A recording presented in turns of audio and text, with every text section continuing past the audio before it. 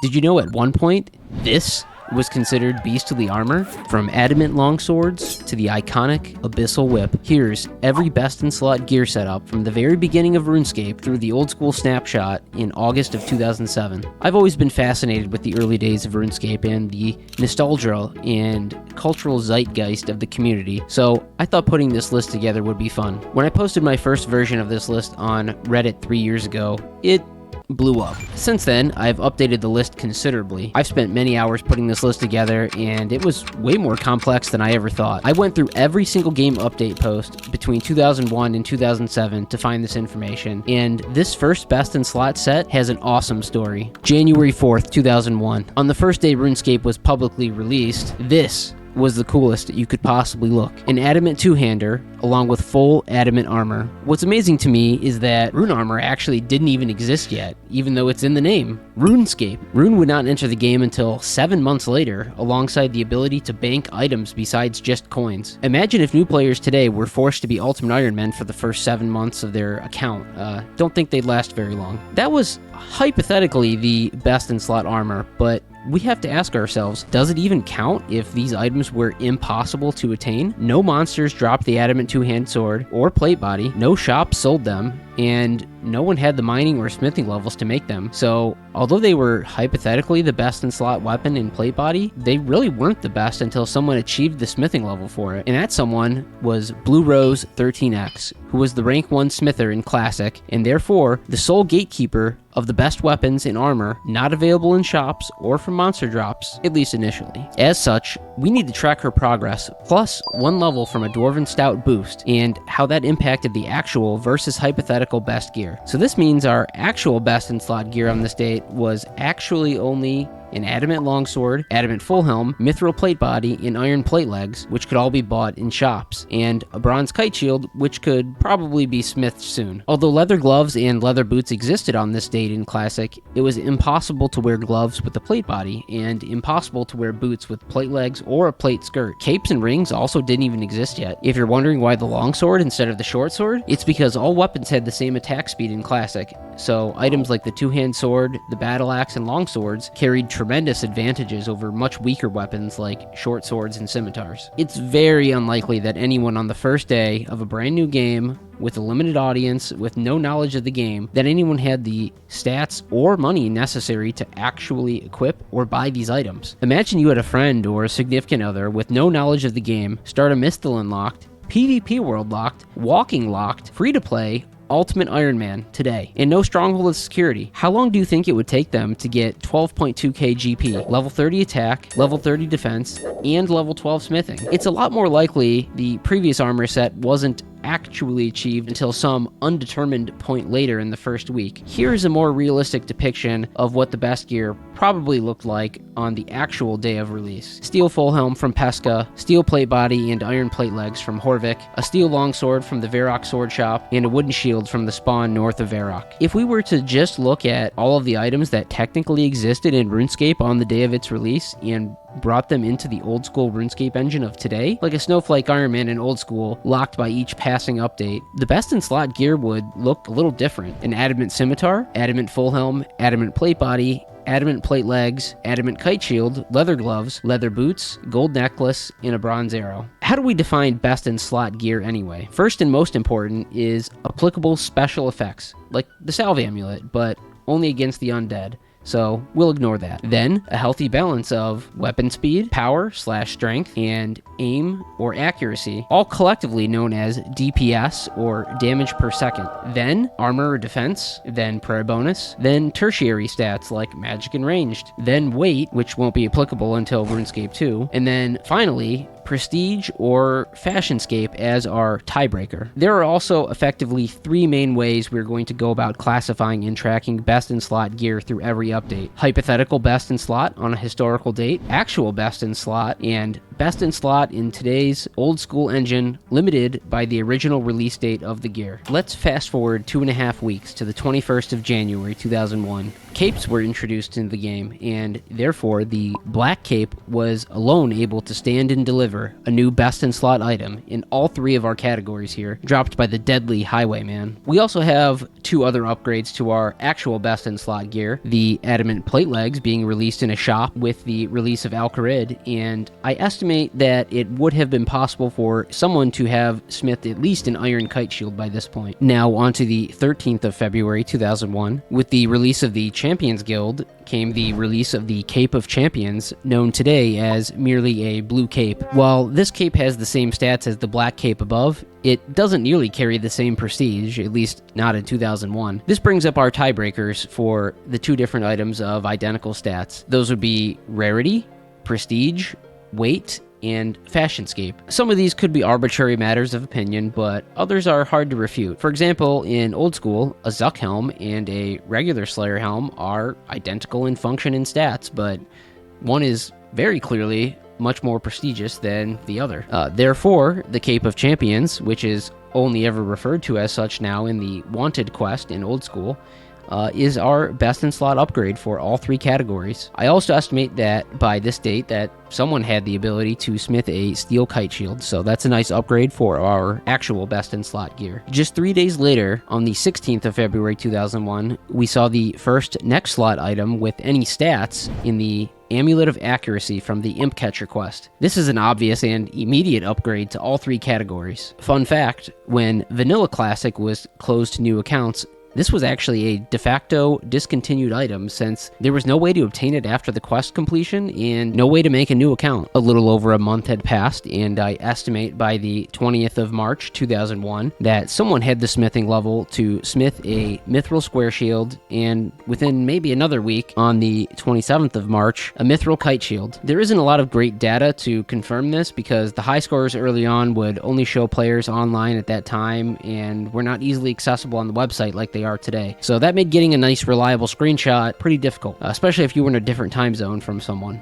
You'll also notice the screen didn't change here because kite shields and square shields both looked exactly like square shields when worn in Classic. Then, on the 6th of April 2001, we saw our first massive expansion of the game with a whole new region, Asgarnia. With Asgarnia came the Battle Axe shop in Port Sarim, and our actual best weapon was now the legendary Adamant Battle Axe. Inexplicably, alongside the release of the Goblin Diplomacy quest on the 8th of May 2001, came the shop release of the legendary Adamant Plate Body in the shop inside the Champions Guild. Very unexpected and very expensive at the time, costing a whopping $40,000 at release, really without any good ways to make money back then. Just before the end of May 2001, on the 24th, we have another major upgrade to all 3 categories in the Amulet of Strength.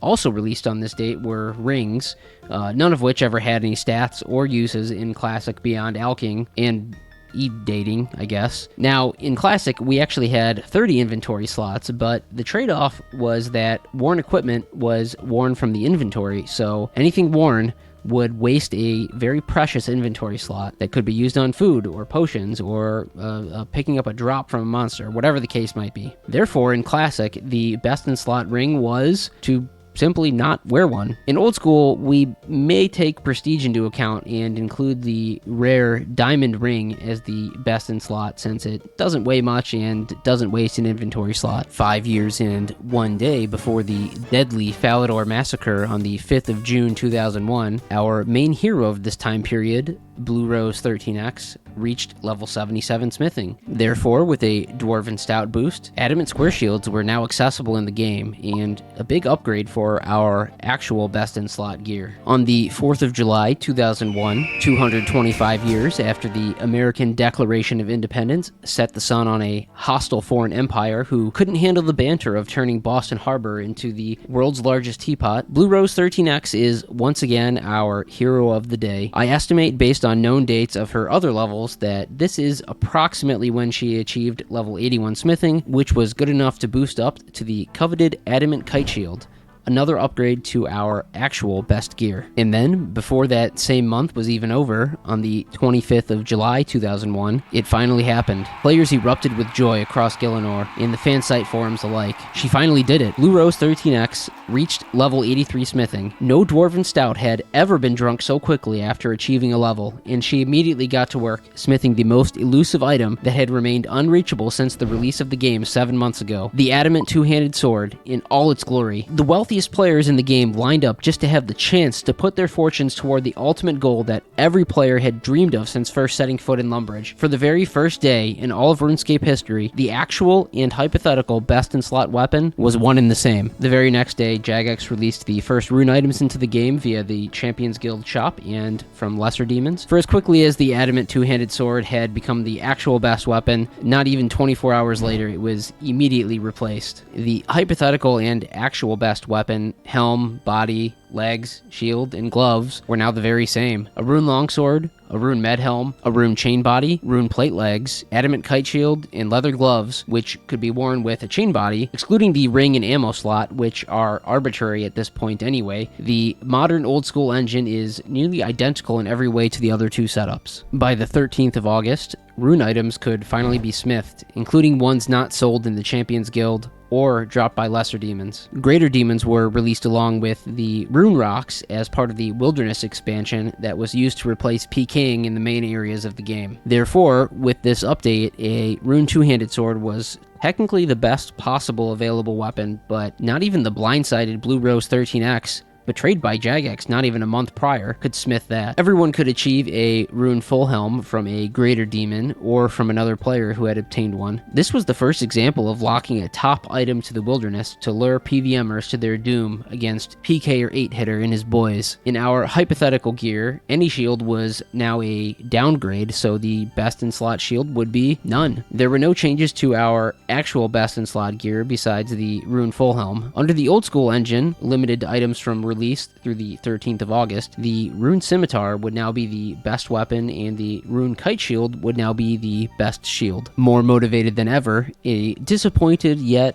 resilient Blue Rose 13X never gave up on her dream. She marched forward with her head held high and achieved level 92 smithing on the 22nd of September 2001, thus unlocking the first ever rune square shield. Jagex, not to be outdone, once again delivered a somewhat devastating blow to her potential profits the next day with the release of the most prolific quest the game had ever seen, Dragon Slayer. With this update came a brand new item, perhaps the most iconic item in the entire history of the game, the rune plate body, a straight upgrade over the chain body in all three categories, hypothetical, actual, and old school. However, leather gloves once again found themselves to be useless in Classic, and the new best in slot gear was, well, nothing at all, at least in that slot. No other changes to old school gear besides the plate body. I estimate that on or around the 21st of October 2001, that Blue Rose 13X had the smithing level required to boost up to the powerful rune battle axe. This was a big DPS boost over the longsword and would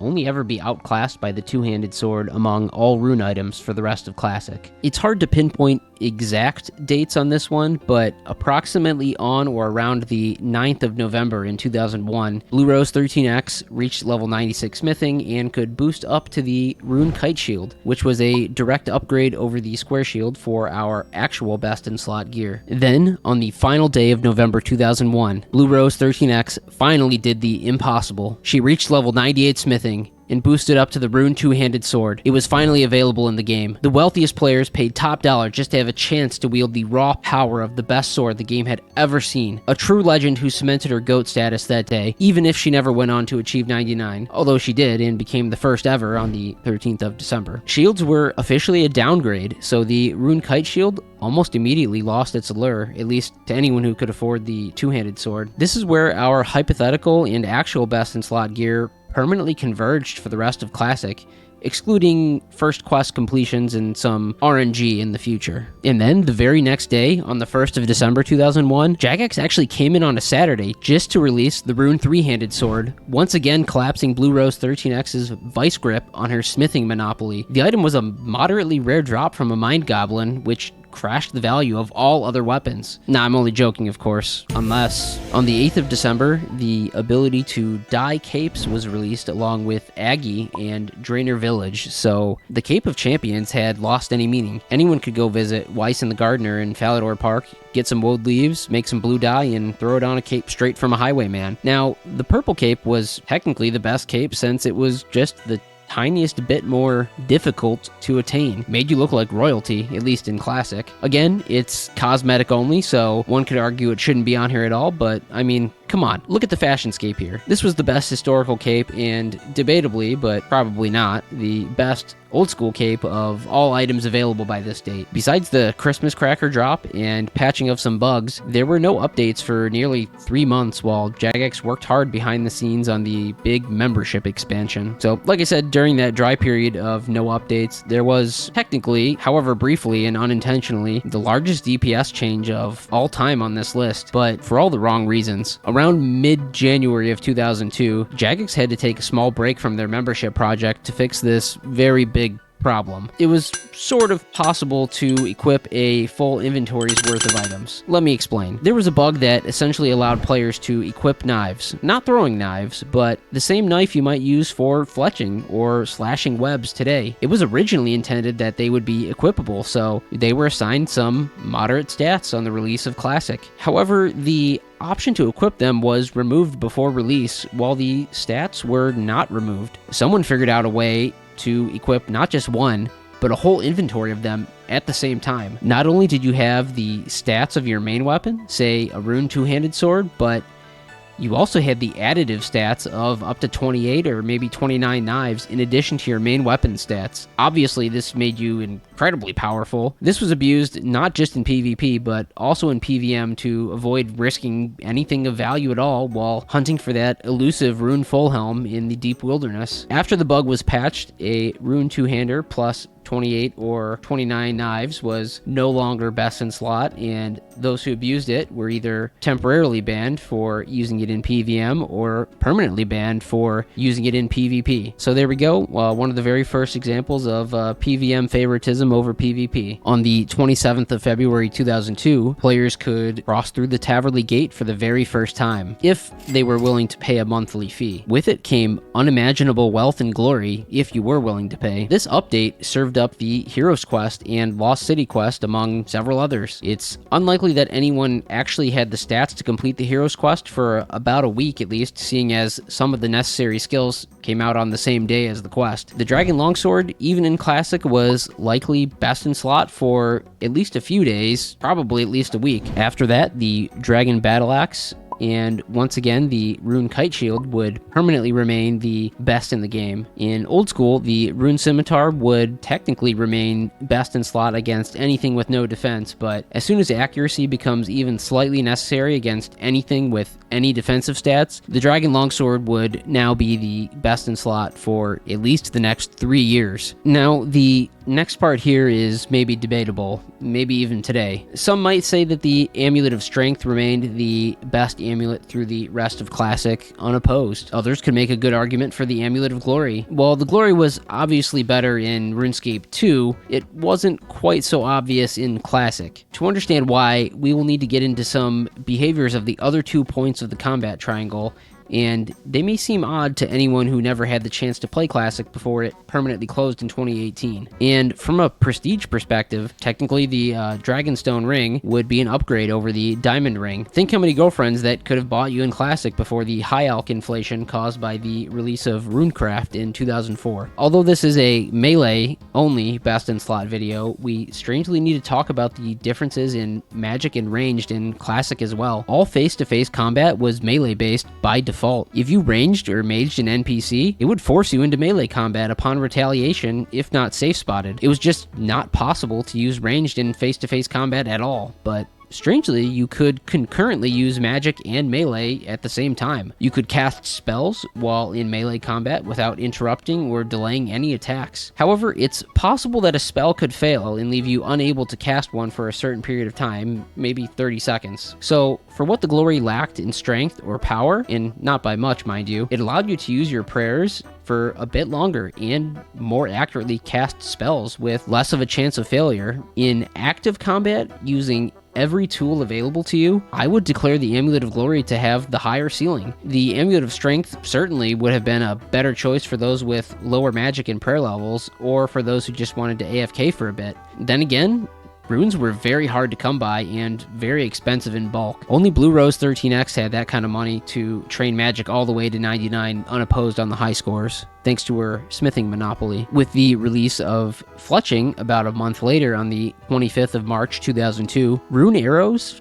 technically became an upgrade for old school ammo. This doesn't really affect melee stats at all, obviously, but ammo is a slot, and it does meet our tertiary stat requirements to be included on this list, I suppose. Then, on the 9th of April 2002, with the release of the Family Crest, we received our first offensive upgrade to the glove slot ever, with Steel Gauntlets. From a pure DPS perspective, technically Chaos Gauntlets specifically would have been the best in slot item, since Chaos spells could be cast concurrently in combat and hit quite a bit harder than normal. This was a direct upgrade for both RuneScape Classic and Old School gear on this date. However, don't forget that we couldn't wear plate body and gloves at the same time in Classic. Downgrading from a rune plate body to a rune chain body was technically an offensive upgrade, strangely enough. Also, the Family Crest choice between Cooking, Goldsmith, and Chaos Gauntlets was a permanent binding decision with no way to try the other two options until RuneScape 2, so many players could simply have selected one of the other options for non-combat reasons. Maybe they wanted to burn less food, maybe they wanted more XP while smelting gold, who knows, but it may not even have been a choice for a particular player if they prioritize scaling at all.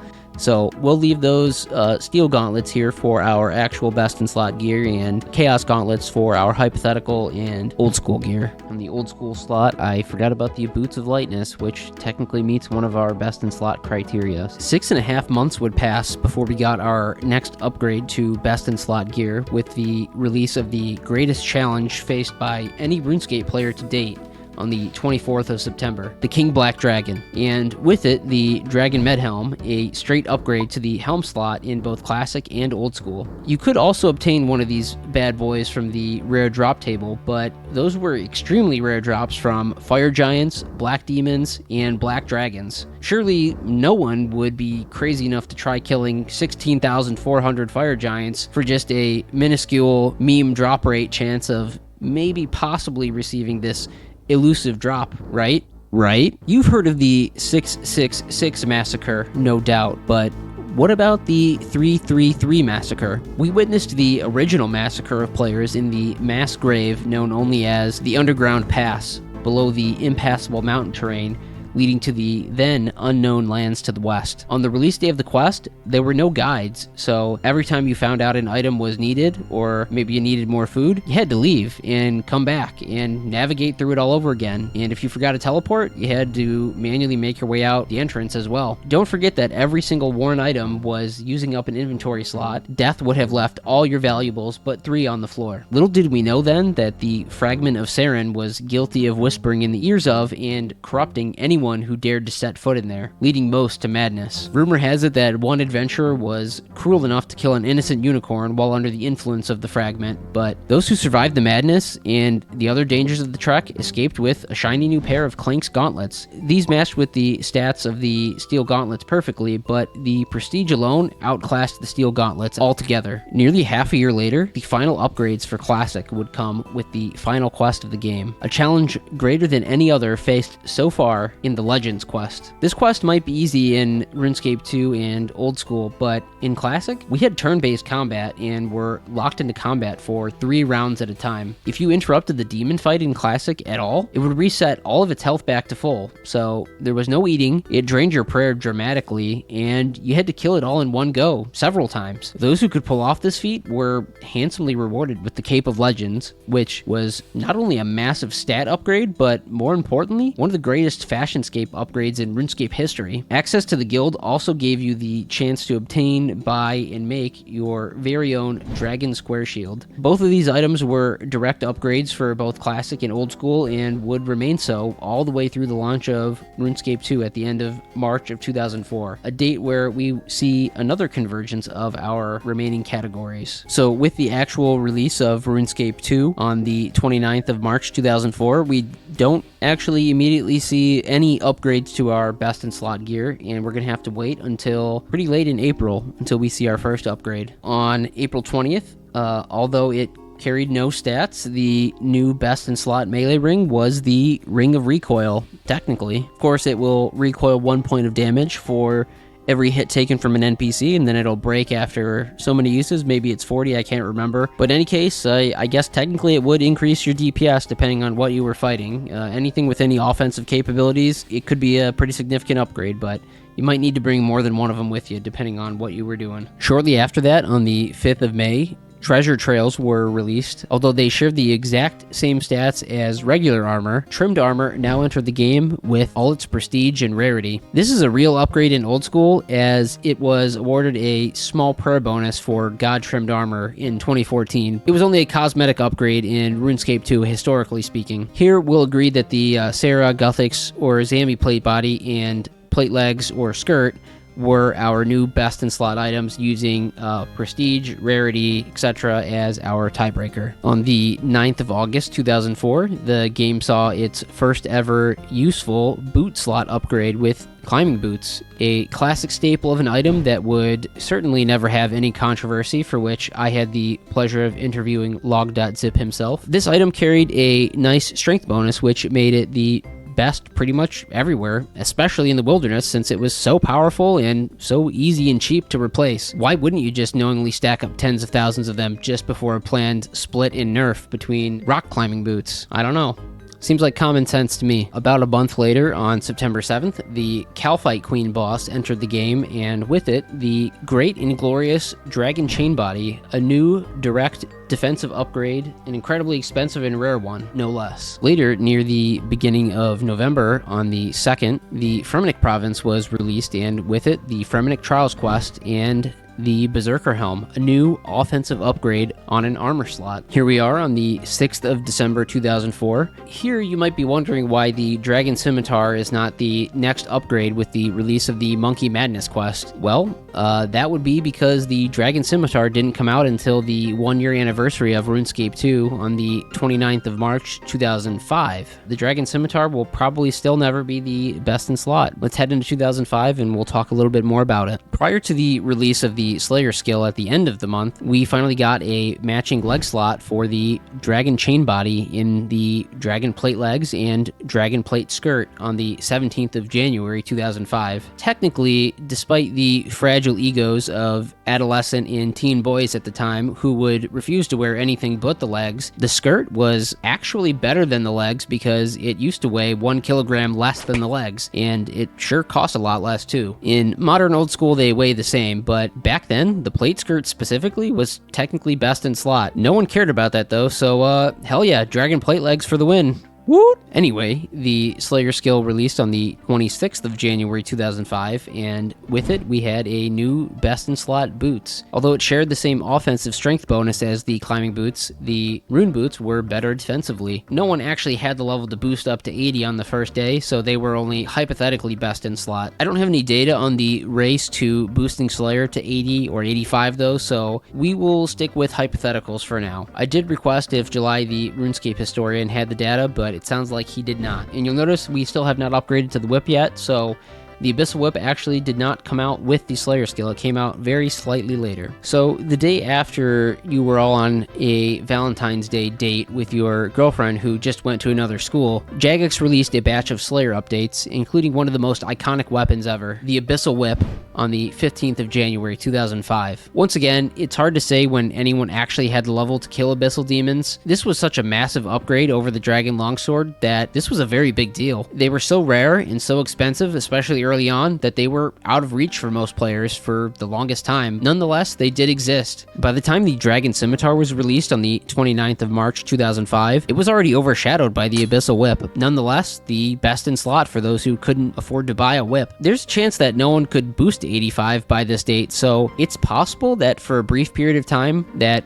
no one had yet obtained a whip, and therefore this really was the actual best in slot weapon, but we can't quite prove that. So as I said before, for now we're going to stick with the hypotheticals and say that it was just the whip that was the true best in slot. On the 9th of May 2005, we experienced a new boss slash minigame that no one thought to actually bring magic to. We all went in guns blazing, trying to hit through the defenses of the Barrows brothers with our pathetic dragon longswords and dragon scimitars. Those of us who did manage to break through could be met with great riches. The Torax plate body and Verax plate skirt are arguably the best two items and the two best in slot melee upgrades from this update when considering a healthy mix of defensive and prayer bonuses. And again, you could make an argument for a couple other pieces of equipment or maybe even some full sets, but we're not talking about set effects. For the purposes of this video, those are going to be irrelevant. Just the raw stats of the gear is all that matters. On the 23rd of June 2005, Mahatma I released his infamous Abyssal Whip Wilderness PKing video where he would famously interview his fellow players on the taste of their defensive potions. Therefore, we know that Abyssal Whips had at least entered the game by this famous moment in time. Not 100% sure before this, but definitely by this point at the latest. Then on the 9th of July in 2005, we received confirmation that the first player not only reached level 99 Slayer, but actually maxed all of his stats. Even old school players of today who weren't even born by this date know of the legend of Zezima, the one true GOAT of RuneScape 2, unless you're It's Will. This isn't technically a gear upgrade, but it does help with the timing. Anyway, in classic Jagex fashion, they released a brand new skill 2 days later. Just fuck with him. Have fun training nothing but farming from 1 to 99, pal.